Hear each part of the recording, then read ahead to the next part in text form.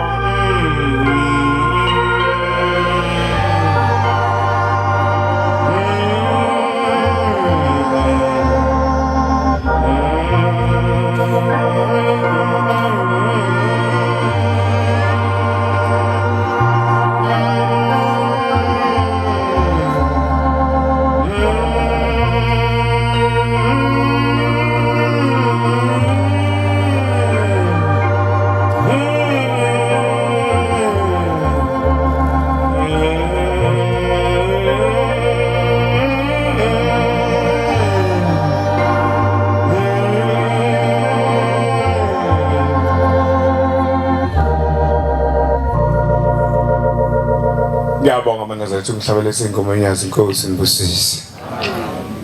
Isenkosazaneni isenhlalisuthini.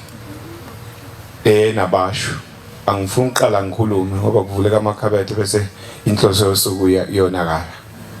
Nosihlalo sengaphakathi. Mina ngizomsayinisa iwonini, udina ngasayinise mina iwonini. Mayifike mina. Ulate sihlalo kodwa siyabonga ukuthi usufikile. Awuyatheke. Osusiniswe.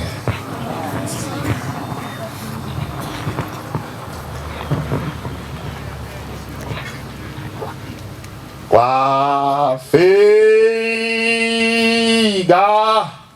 izazi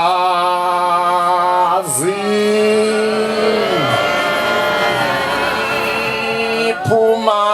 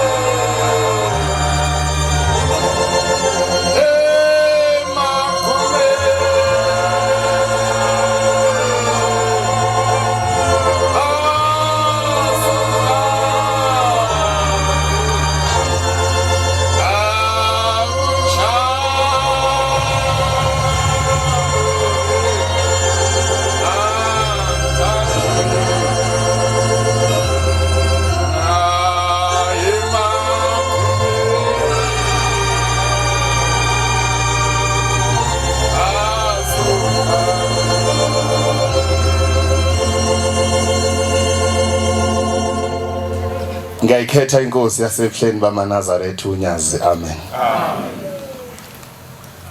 Ahlabela kahle Mshumayeli. Ahlabele sokwentsha. Sisenyangeni yesikhumbuzo sika baba mkhulu. Ngizothi nje waqabaqa. Ma esuka entabazwe useyavalelisa emadodeni ngoba izwi lalimbiza yedwa. Sekuvela amadoda amathathu athi nathi Shembe sihamba nawe la uyobukhona siyobe sikhona. La madoda kuthiwa enye kwawuso omnyama, enye kwawusibaningi, enye kwakuMasiphula. Azahlukanisa ngokwemisebenzi yawo. Yathi enye Shembe uyotshala bese siyafika thina siyasiphula. Yathenye bayothi bebaningi Shembe sifike sibahlakaze sibachithe.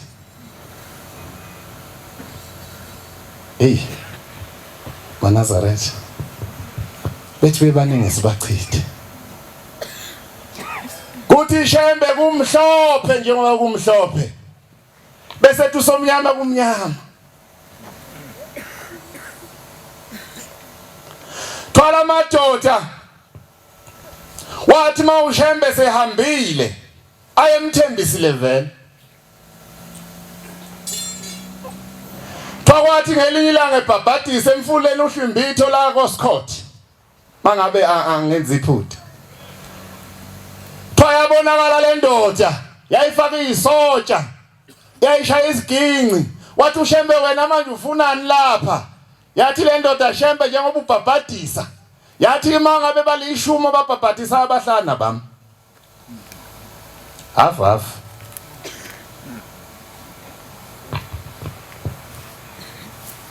baba mkhulu yakhe lenkolo.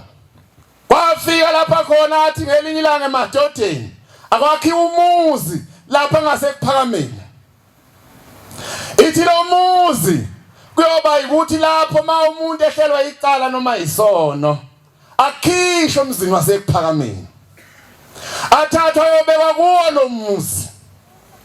Abantu abasafuna ukuma noma engona umuntu akephula inkosazana eyazwa edumile qhubeka sonke kodwa umthetho waleli bandla kodwa ngiyaplapha no angikhokheli ngisemncane angiphume ngabe ngisasho ukuthi umthetho waleli bandla uthini uzoshumshumayela kodwa kuthiwa babamkhulu wathi malo muntu ehlelwa icala afuna athathwe ayobekwa kulomuzi inyanga zize zibe yisithupha ekhokhelwa ebuyisa endleleni emva kwalokho ahlanjulula buyise esontweni ithi lapho abakhokheli bakhona bayofaka iziphika ezibomvu abafundisi bakhona bayofaka imjiva ebomvu ngoba kuyobe kunyiwa kube kushukwa isikhumba lapho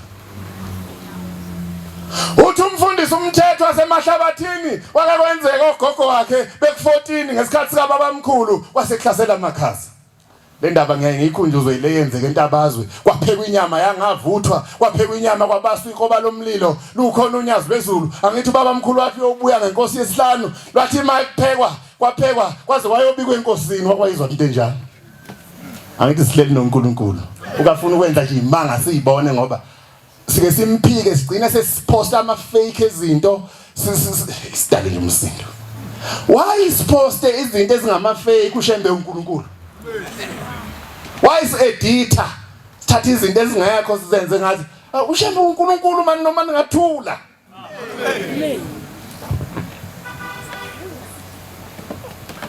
uthi umfundisi ayiseyasha amakhaza kwaze wabonakala ukuthi ayikhona lamakhaza kazabe bikho emhlabeni kwase kuyobikwa enkosini kwathiwa baba omama bayagodola amakhaza axakile sebathe u14 akukho okuzwelayo amakhaza edlula yonke into wayeseyabuza babamkhulu ukuthi bomama sebefikile abasezulwini kimi bangitshela ukuthi nina senigqoka iziphika senigobene ngabakhokheli nasenigqoka iziphika ezincombo niunikwe ngibani lombala uthi umfundisi base besika iziphika ezimpofu bayibeka umpofu ngesizulu akwasho uyelo kodwa ngizothi impofu ngoba ezisegoli zizothi phile ngithi yelo ngihumushe kanjalo ukuze kube lula kodwa umpofu ukhakhi angithi angazi noma ngisho kodwa ke umpofu ngesizulu ukhakhi kodwa ke umpofu ngesizulu egoli uyelo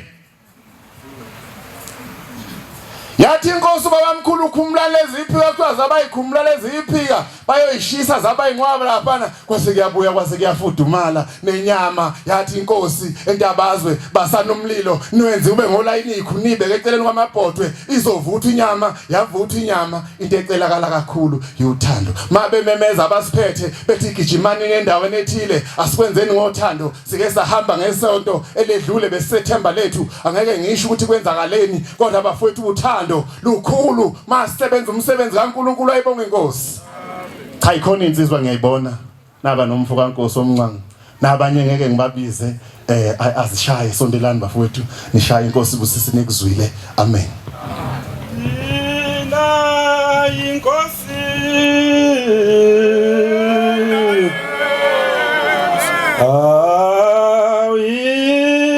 jogwe lempefumulo yethu asavuma thina salethwala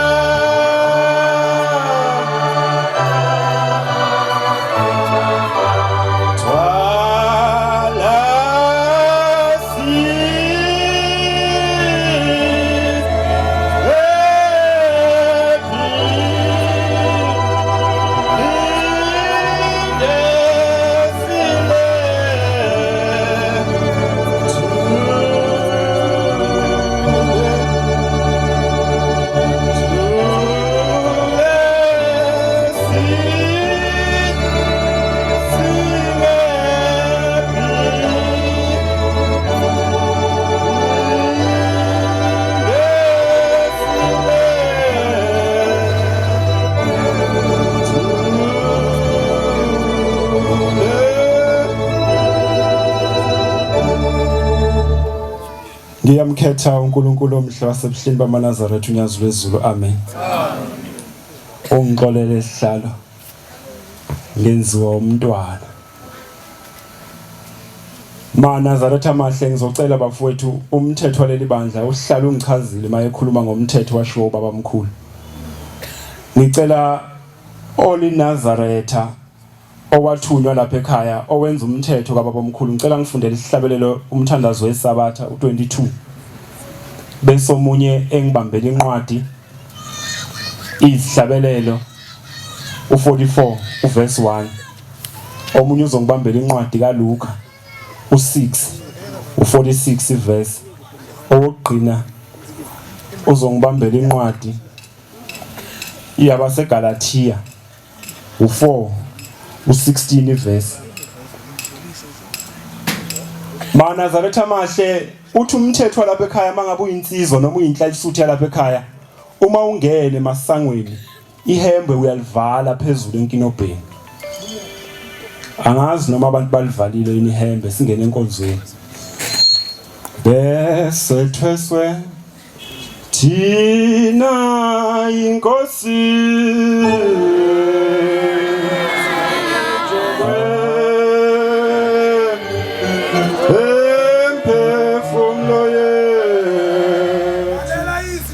lalelani izwi likaJehova lithi izwi lalapha ekhaya uma ememeza umshumayeli ethi isontweni kufuna sonke sibe sesilapha emasangweni. Ufike nini esontweni?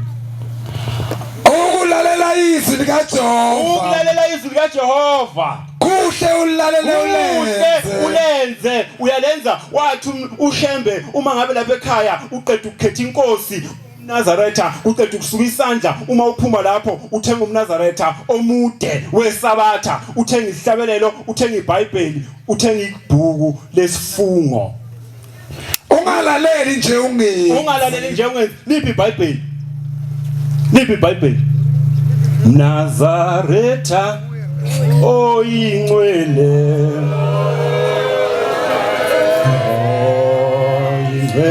musa.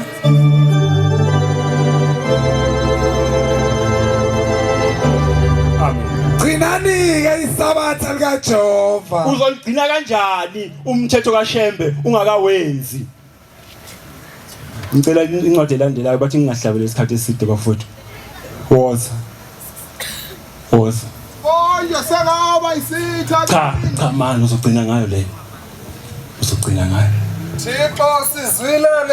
Thixo sizwile. Baba basitshelile ukuthi uma uqeda ukukhetha inkosi uthenga umqhele, uthenga umNazaretha, uthenga iBhayibheli, uthenga isihlabelelo, uthenga ibhuku lesifungo bese usihamba isifungo. Unganikeli ngathi unikela iSociety nje. Wena waxosha izizwe ngesandla sakho. Usise baba hlala phansi. Funda baba. Funda. Sengaba isitha. Sengiyisitha konje. Ngokunishumayeza ngoba ngimtshelile ukuthi fasana amasheti banishisekela ngokungekuhle. Nkosi ibusise nini. Amen. Ibheke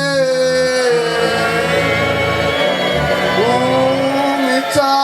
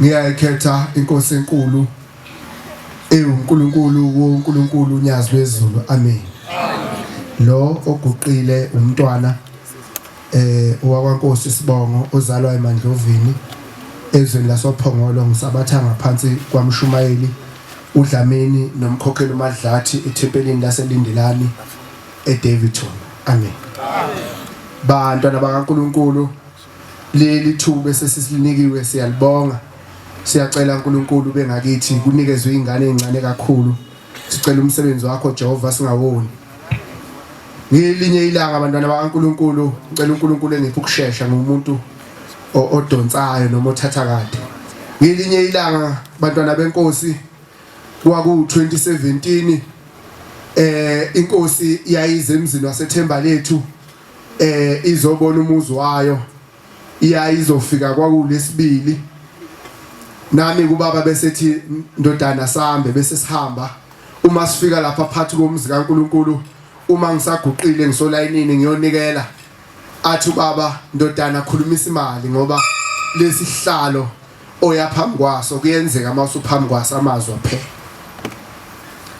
bese ngiyikhulumisa imali ngicabanga ukuthi ayu 11 rand bese ngiyikhulumisa kwenyele imali engangiyikhulumisa ngathi uNkulunkulu ngiyacela lapha bengi-apply khona insizwe bengi-apply nazo ibiziwe zonke kusele mina Nkosi babafonele ngolesihlanu kwakulesibili ngalelo langa ngithi Nkosi kusele mina ngithema ngisolayinini imizuzu emithathu ingakapheli kwase ngena icall bathi we speaking to Siphamandla Dlamini ngathi yes bathi ngabe sikhuluma noSiphamandla kaDlamini ngathi yebo bathi lalela sicela uthumela into zakho manje sifuna ukuqhasha manje amen uNkulunkulu lo omabizwa sabele abantwana benkosi asimbizeni uzosabela ngase ngiphumula inini ngathatha ifoni ngafona ngathi mama ngicela ungiyela ecollege lapha bengifunda khona uyongifunela amaphepha abanganginikeza wona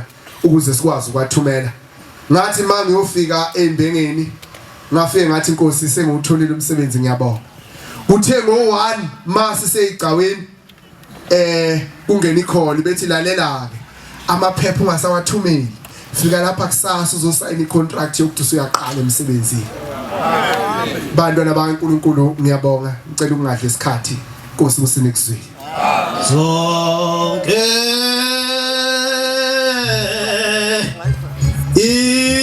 izithaza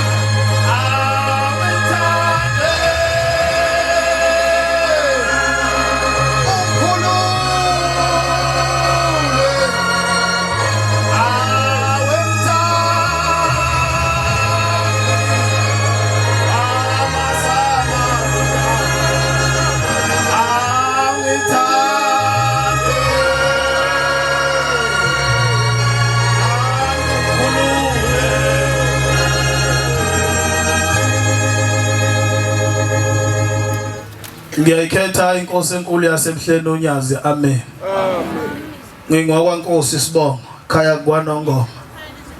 Ngisuke siyathokoza tempele ngale kaDlehonga ibonga inkosi. Awu bengithanda ukuzokusukuma ngibona sekubeka umbhobho lapha eceleni. Ma Nazaretha ayingcwele enkosini mhlawumbe ngiqale lapha. Ngike ngazuza umusa ngase sikhumbuzweni sikanyamandala ibonga inkosi. Kodwa ngizokukhuluma ukuthi kuthiweni khona ngoba kushiwa ukuthi asikhuluma ukuthi esikhumbuzweni sizweni. Kodwa nje umusa nami nguzuzile bengisesikhumbuzweni. Ngicela ukukhuluma indaba eyodwa. Kodwa mhlambe ngaphambi kokuthi ngikhuluma indaba eyodwa angiqale endabeni yesikhumbuzo. Ebusuku sasinikezwe abakhokheli. Mhlambe bakhona besina. Ngaleza kwethu abakhokheli bayakhala. Mangingaphosisi akekho umkhokheli oqeda inkonzo ukufakaza ngobaba mkhulu engakhalanga ngokuthi Shembo ingcwele ngikhulisile ingane zami ingazi noma ngilala ngidlile noma ngilala ngingadlile.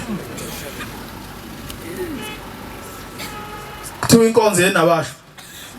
Mhlawumbe ngibheke kuzinsizwa ezilingana nami. Uma uyinsizwa esihamba nayo inabasho noma uyintombi esihamba nayo inabasho uma ngabe umzali wakhe ekhala ethulale engadlili ukhona wenzani la isontweni? Yini ungayanga ukuyophuza utshwala ongcono uyeke esontweni ngoba igama lika Shembe lithukwa ngawe. Njoba lo mkhokhele begcwele kuwo wonke ama social network ekhala ngeingane zakhe ethi azimazi noma ulala adlile noma ulala engadlile. Kuthini kuwe umuntu omusha mangabe uhola uyidla imali uzuyiqeda ungahambisanga ngisho isenti ekhaya? Hloboni yengane mawunjalo. Akufanele ngabe sihamba nawe inabasho. Ngoba umntwana ohamba inabasho ufuna kube nomehluko ukuthi lapha ekhaya kunomuntu omusha ohamba inabasho kufanele ube nanamahloni okuphosta ngisho izitsha ku TikTok. Kodwa uthola umuntu omusha esithi sihamba naye inabasho umthole post umphongolo zivumelwano sinaye kodwa kahle la kunabasho. Longalazi imfihlo yesonto ukuthi kunezinto okungafanele ibonwe ngabantu abangakholwa. Ayi angiyeke kodwa. Elinye ilanga kukhona insizwa. Ngicela ukuba mfishane 5 minutes. Ngivamisa ukudla i-hour kuyale. Kodwa ngoba usihlalo unikini ikhanda ngizothatha 2 minutes isihlalo. Kukhona insizwa eyayikholwa ihamba kulokhu kuhamba ikholwa njengami nawe. Kodwa yayisikhanda iqeqebana layo. Eyisinenkinga esontweni umshumela uzobona nje basiphuma. Khona bazobe lapha phansi kwesihlahla, khona bazobe belapha, khona bazobe belapha. Sakhula thina makuphuma inkonzo yasekuseni isigide ngoba Shembe wayefuna ukunqoba leli demon lokuthi kube nezicongololo ezikhuluma amagama abanye abantu beze begcine behlubuka esontweni. Nalansizwa yayineqaqebana layo leyinsizwa ezayishomene ngentembi yokuthi lapha ifika khona ifika iqonya amakhosazana. Mani kungenzeka ukuthi nasethempelini osonta kula usaziwa. Kodwa ngoba uzwile ukuthi kuzobe kuhlangene inabasho ethempelini lasesihawukele awuthi nami ngiphuthume khona angiyili ukuyosonta ngiyofeza inhloso zami ezimbi. Ayikho impoyilwa noShembe gcina wena. Elinye ilanga uma isuka lensizwa ezweni lasempangeni ngakubo igibela amatekisi iyahamba eThekwini kwaMashu la ihlala khona. Lensizwa yathi mayiseteksini yayisiginqika itekisi iyokuphela iNazaretha phakathi yayisimameza uShembe. Ayikhona inqaba amaNazaretha. Ayihlupha isikhathi mani. Kodwa kukhona inqaba yokumemeza uShembe noma ngathuka kuphi kodwa mawummemeza nawe wenza kahle. Lensizwa yayisimemeza uShembe immemeza uShembe uma ngabe iginqika itekisi ithi lensizwa ngayibona inkosi langu number 2 uthi ngayibona ehla phezulu ifaka umjifo bomvu ithi lensizwa yayithi mayiphenduka itekisi inkosi langu yayifika ibeka isandla sayo ifika ishaya isandleni itekisi ithi mayiphenduka iphinda ilala ngohlangothi ibeka isandla sayo ifika ishaya iphekwe sandla itekisi ithi lensizwa yasikipha sonke itekisi yasikipha ngamawindi saze saphela ithe mayimi itekisi uthi inkosi langa yayisiza kimi yayisithi mntanami wena kade ungibiza yayisithi le ndoda yimi wayisethi uShembe mntanami ubani bengazi ukuthi ngibizwa uwe ngaba ngizanga bangaka abantu ababiza uShembe bese mzimene engezi kubo hamba kanjani lapha ekholweni mhlawumbe inkinga isekutheni uhamba kanjani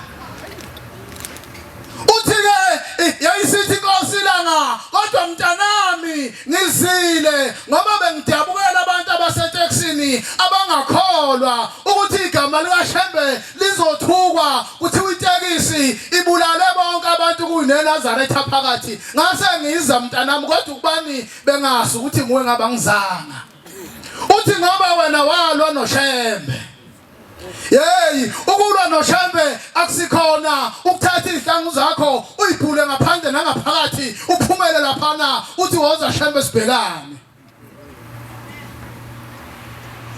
uthi yayisimbuza inkosi langa yathiphi inkosazana yakwabani yathi lensizwa ngiyazi yathe yakwabaniphi yathi lensizwa ngiyazi yathe yakwabaniphi yathi lensizwa ngiyazi wayesethi uShembe ngiyadabuka mntanami angazi noma siyobonana nawe kwelizayo ngoba wena lapho ubuhamba khona ubufika wona inkosazana ithi lensizwa yayisiphenduka inkosi langa isihamba yayisingiphula ngomjiva wayo lapha emadolweni ithi inyawo zami zanqamuka ngibhekile ngibuka inqanyilo umjiva wenkosi langa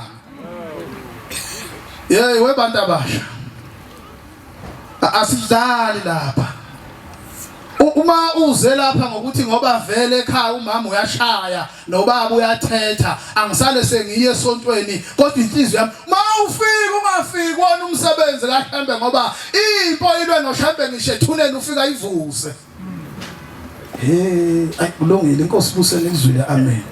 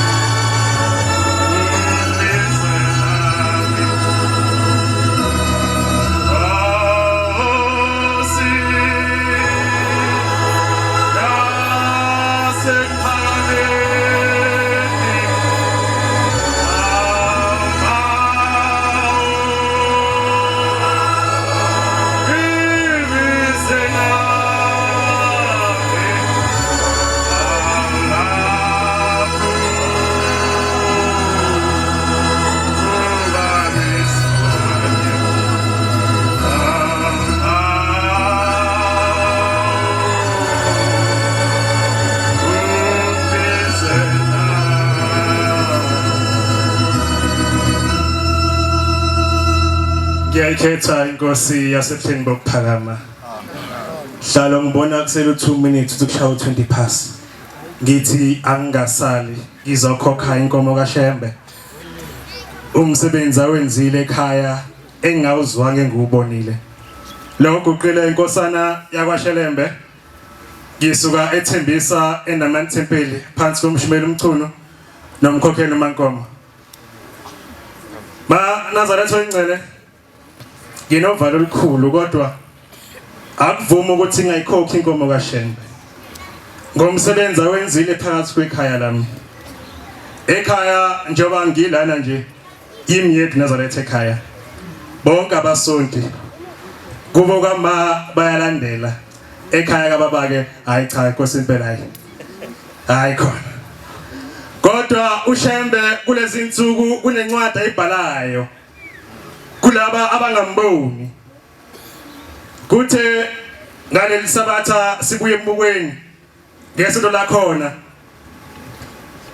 ilanga bo past 7 ngiyoshaya u8 siqeda kudla nje ekhaya labancane sebegezi izitsha asikakhi nomnyango sisahleli nje isonto nobaba akekho endlini usaphumile uye emsebenzini bese uvele kuvule kumnyango umuntu ongenayo kanokhi uma engena ngiqale ngithuke ngoba phela ngimazi kodwa ngibe nakho ukukhuleka nokucasuka futhi phakathi uthi le ndoda evele ingene inganokhanga la ekhaya ubani ngithi ngifuna ukukhuluma bese ngiyazibamba ngicela ukushesha Nazareth uma sengena ngibona isephethe isibhamu ulandela omunye ngisho ngale kamereni ngivele ngikhululeke nje ngabe nakho ukuthuka uma ngena ajikele kamereni labazali fica uma uhlele nengane encane laphana abuyeza ngakumina abuza ukuthi ubaba ngithi mina baba akekho usemsebenzini athi ucela ifoni ngimnikeze ifoni bese nakhona amazathi akalwe sihambe sekamereni ngale sifica uma uhle nomunye ubhuti naye khona ofike naye ubhuti lo bamphuca ifoni bese bayabuza ukuthi ubaba sithi akekho ubaba bacela imali sithi imali asinayo ayikho kwathiwa ngiyadlala nina baphethe ibhamu Nazareth kwathiwa sicela ukhiye wendlu unokhiye wemoto and imoto bayidlule eminyango bawuthatha ukhiye basikhiyele ngithi bayithatha imoto bangayithatha ngizokhalisa ngoba baphuma uma bephuma ikholo elikhulu elimina alicabanga ukuthandaza alicabanga ubiza uShembe bese uma sithandazeni uma sithandaza sengalikhumbula igama lika Shembe ngoba awukho omunye umthandaze engikwazi ngaphandle kubiza uShembe sase ngibonga impilo ukuthi siyaphila sithi mesiqeda kusho amen bese khala isibhamu that 10 times ngaphandle siqala isiphenike manje ukuthi kwenzakalani labantu baphethe ukhiye wendlu bengabuya noma inini sithi ukulinda kancane ngoba phela basikhelile siyosepkhala imoto ngaphandle iyashaya iyazula abafike ngayo bese kuyakhuluma kunomthini ngaphandle sesiphuma ngomunye umnyango abazange bawubone siyakamakhelwane uma siphuma umuzi wesithathu ngosuke ekhaya bangene khona bafike badubula ubhuti wakho washona labangani bakhe ababili siphuthuma esifanele ubaba abuye emsebenzini kanti kunomakhelwane oyibonile imoto ekade ifile la ekhaya washo inamba plate yakhona ubaba hamba epolice station abuye namaphoyisa ezela endlini khandle lekushone khona kulungisa into zakhona uma hlele endlini sedlule phela sesiyakhuluma manje sesiyaxoxa usethi useyabuza baba kwenzakaleni siyamchazela sekunokuhleka phakathi bese yasho lo mncane uthi sase siyathandaza wathi uma sithandaza ubhuti ke yena ke wasashinto zakhe zakoShembe wakhuluma ngoShembe wakhe sahleka kona lokho futhi akakunaka afika amaphoyisa athatha uma nobaba kwathi abambe epolice station bayobhala statement bafika khona babushila license ngalena ushiya inumber plate yemoto bayangena office bayakhuluma uma besahleli phakathi sefika iphoyisa lithi hayibo le moto enifika le number plate enibe ngalena eyemoto ehijackiwe lo muntu abamhijekile bamdubulile 15 bullets bafika nje lapha ekhaya igazi liyashisa kodwa ngoShembe sasinda ubaba mebuya akakhulumi lutho uthi mfana nami lo Shembe wakho uyasebenza ngibonga uShembe wakho ngoba ngabe nginamndeni njengamanje ngiyacela uShembe lencwadi ngoba emva kwesigameko esenzeka kuningi ubaba sekubonayo ngoShembe kunomoya ongena lapha ekhaya umoya omubi ngiyacela uShembe asele wona ngoba ngeke ngaphupha ekabeleni labo kunomantindane nje abakhona ngase ngiyambiza uShembe ebusuku ngilele into yakhona yaphela kwangathi iphepha elishayo uyabona ukuthi lento engishoyo nje uyayizwa kodwa akayinaki akayibekile ekhanda uyangibuza manje wena wenze njani ngathi na phela umuntu engimazi ngaphandle konyazi lezulu ngibiza unyazi lezulu yaphela lento ekabeni lakho wathi okay akulungile so ibona kulezi insuku lezi uya ekseni uma evuka uyathi yemfana kithi awuzelana phela singenze njani ngoba omantini bakho ngibabonile ngathi mina wenze njani bababona uthi phela ngivela ngabiza inyazi lezulu uthi avela phuma ngewindi ngomoya ngiyacela uShembe lencwadi afuna uyibhala lapha ekhaya kaShelembe ayibhale bambone uShembe Nkosi besengizwile ngaphambi kokuthi intombi ikhulume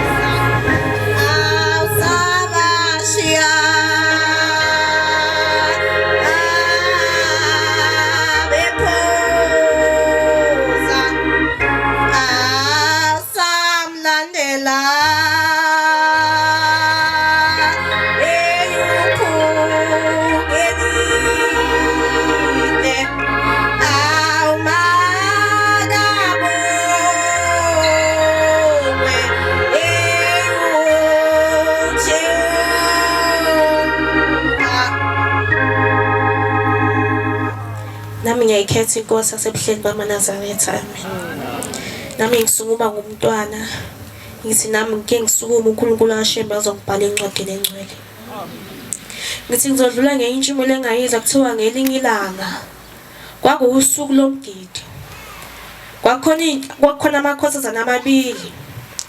Kwakhona ezaziphakathi nendawo ezayigida into eyisimanga. Eyodwa yayo yayishaya indweba.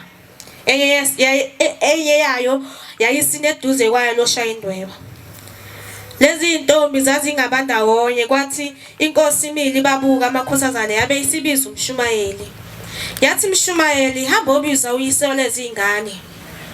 Wasesondela uyise wamakhosazana ohlala phansi. Kwabe sibuza inkosi wathi ezakho lezi ingane? Yaphendula wathi ubaba yebo ezami. Wathi na muhla basa banjiwe abaqinile ubumnyama abakhululekile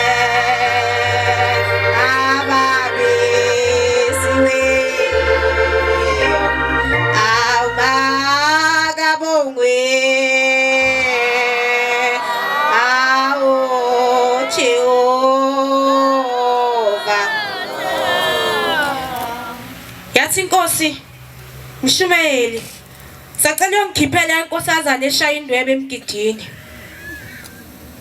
Nangempela uMshumayeli wenza njalo wayikhipha inkosazana eshaya indwebe emgidini. Yathi le nkosazana eshaya indwebe ayikhipha amathe angcolile anuka abafana.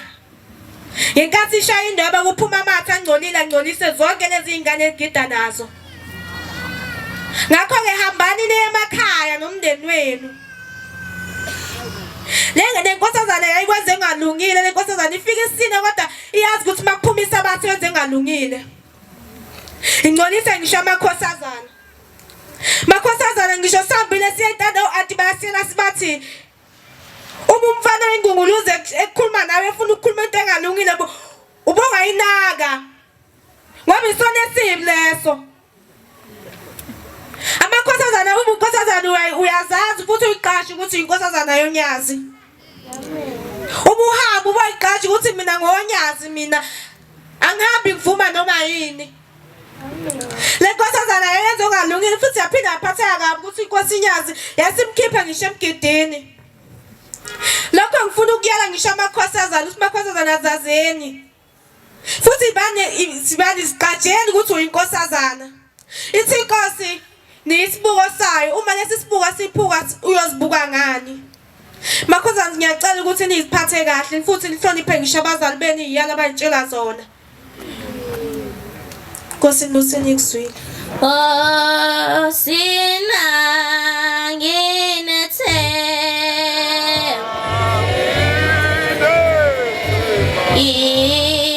indombi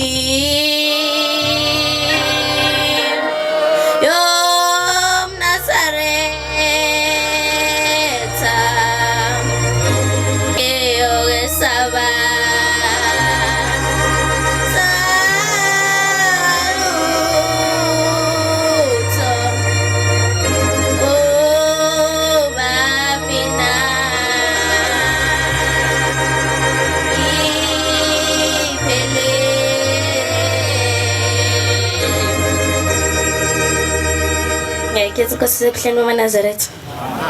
Suma noyikhetha inkosi. Okay. Zodlula intshumayelo engayizayo kuthiwa elinye ilanga kwakhona inkosazana. Inkosazana eyenza wonke eyayiyalela kona ethempelini. Inkosazana eyayithanda ukwenza yonke imisebenzi ekuthiwa mayiyenze ilalela inkosazana. Kwaze kwafika usuku lokuthi inkosazana yoneke.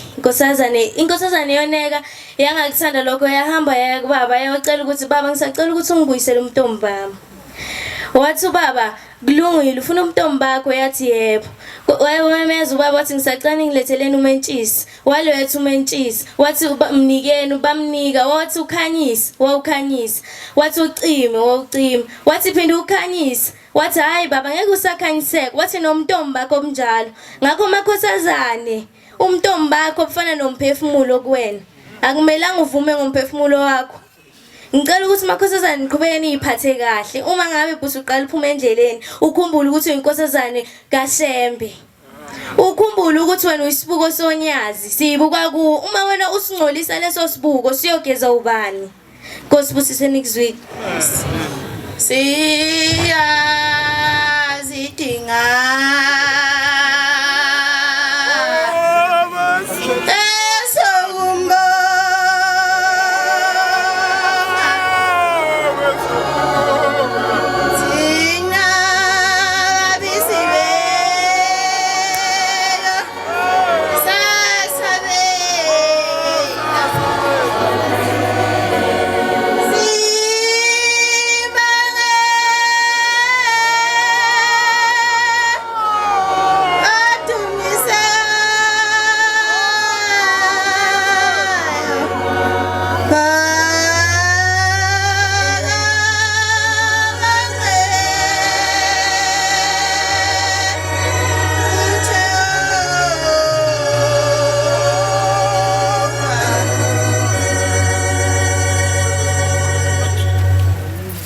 ngiyayikhetha inkosi enkulu yasebuhleni bamaNazaretha. Nami ngizoqala ngokubonga uShembe ukuthi ungigcinile mina nomndeni wami. Kwafika lo suku leSabatha olukhulu sisaphila. Wathi uShembe ngalolu suku siyohlangana singabantwana bakhe sidumise igama lakhe kuphela. Amen. EmaNazaretha lapha encwadini abaseFesu 6 verse 19 uthi ninginxusele nami ukuba ngiphiwe izwi nxa ngivula umlomo wami ngize ngishumayele imfihlakalo yevangeli. Nami manazi ngoba ngicela isibindi kuShembe ukuthi konke ngizokukhuluma ngabe intando yami, ukuthi konke ngizokukhuluma ngakhiphe kungafaki abakithi abangasekho esihogweni. Kuthi ngelinye ilanga isikhathi la khona esikoleni uqasha ama-EA labantu abasiza uthisha. Kwakhona enye inkosazane eyodinga lo msebenzi. Kodwa bayitshela ukuthi inkinga ikhona. Ngeke ikwazi ngoba idinga lo msebenzi, ayikwazi ukuthola imali ehlweni kabili kuhulumeni, okuyimali kaNSFAS nemali yalo msebenzi eyodinga. Ngoba le nkosazane yayifunda. Yathi mhla kodwa ngoShembe yakwazi ukuthi iwuthole lo msebenzi. Kwathi mhla iyokwenza i-interview ehamba nobaba wayo. Lo baba wayo ehamba eyifisele le nkosazane. Ethi mntanami ngiyakufisela ukuba uthole lo msebenzi noma kunzima. Ngiyakufisela ukuthi uthole ngoba uyawudinga. Nangempela le nkosazane yayuthola umsebenzi. Ngoba isithole isibusiso siphuma kumzali. Amen. Encwadini abaseFesu 6 verse 1-3 uthi bantwana layelana abazali benu enkosini ngoba lokhu kulungile. Hlonipha ihlo nenyoko. Lokhu umnyalo oqala wesethembiso. Ukuba kube kuhle kuwe, hlala kahle emhlabeni ngoba iningi ngizogcinela ngenxa yesikhathi. Le ncwadi maNazaretha ithi hlonipha uyihlo nonyoko ukuthi isasilalela abazali bethu ngoba lokulungile. Ingabe inhlonipho ibalekile. Kuhle ukwenza intando yomzali. Inhlonipho ibalekile kakhulukazi thina sisebancane siyintsha. Uthi umfundisi uGumede, wena ngane awunaso isiqalekiso ongasikhipha simehlele umzali wakho. Awunayo into embi ongayisho emehlele umzali wakho. Kodwa umzali wakho unaso isiqalekiso angasikhipha sikwehlele wena ngane. Ngoba abazali bethu bawonkulunkulu oqala. Amen. Asilalela abazali bethu kuhle ukulalela. Inhlonipho ibalekile. Le nkosazane yayithola umsebenzi ngoba yayihlonipha futhi yayisitholile nesibusiso siphuma kumzali. Yasebenza la kwangamele isebenze khona. Nkosi busini kuswile. Nkosi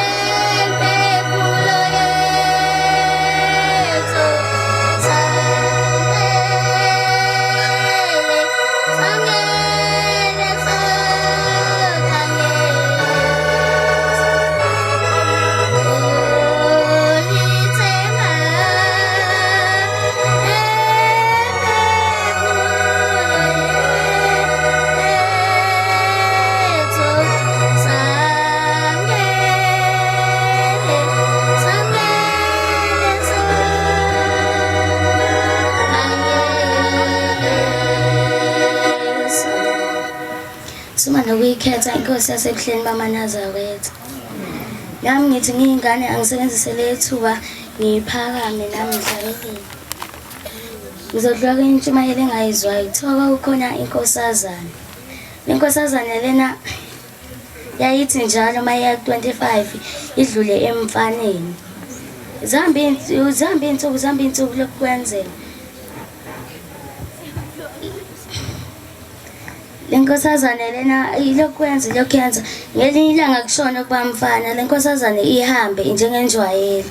Lo mfana lona eyifonele emtshela ukuthi ungenzi ngoba kunomntobo ngasewindini lelo jwayelo ungena kulo kungenzeka kuwele edokweni. Lenkosazana lena yathi usuthola omunye ozomtshintshanisa nami ngizoza mina. Yaya lenkosazana nangempela ke ingene ngefastera ithi yangena iwele emdokweni lenkosazana. Ihlabelelo ithi ngiyasikhumbula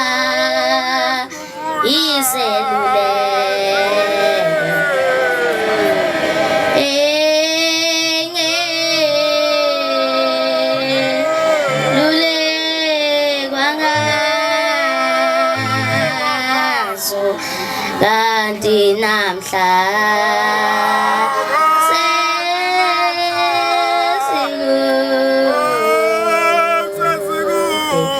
lenhliziyo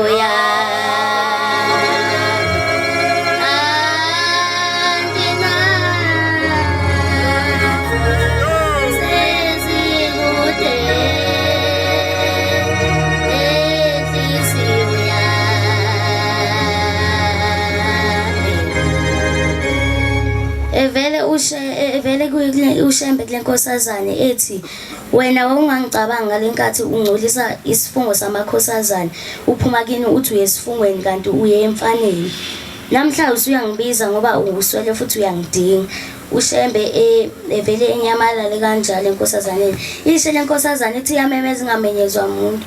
Kusasa ingezwa umuntu. Kusasa kwakhona befika umama la bomntobo bethi bathela umntobo einkambeni. Mabethi babona ngenyawo zenkosazane. Bevuse lenkosana beyibuza. Bethi uyayazi lengane esho ukuthi uyayazi. Bembuze bethi uhlalaphi. Khomba ukuthi ihlala bese bayihambisa kubo. Mayifika kubo uma ekhalisililo ethi mina ngazi ukuthi ingane iye ku25 kanti ingane iye emfaneni.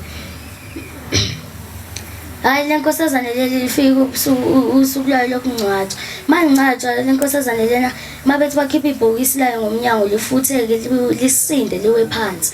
Mabethi bayaphinda futhi balikhipha lifutheke lisinde liwe phansi. Beze belikhiphe ngefastera. Mabelikhiphe kufike lo mfana lo esho ethi mina uma ezongivakashela wayengena ngefastera. Belikhiphe ngefastera nangempela ke liphume. Makhosazana lentshumayelo isho ukuthi masiye esifungweni asesifungweni ngempela singaxhaphaza abazali bethu ngoba noma singabaxhaphaza kodwa badla beyazigcinela. Nkosi bisenikuzwile. Asibreak abantu abadala bayeza ngekudala. Inkosi busisa ukufakaza kuhle we-youth. Kwentsha. Phakathi kwayo bamba 1 date esiyanamukela. Inkosi busisa ukuguqa kwabayingcwe.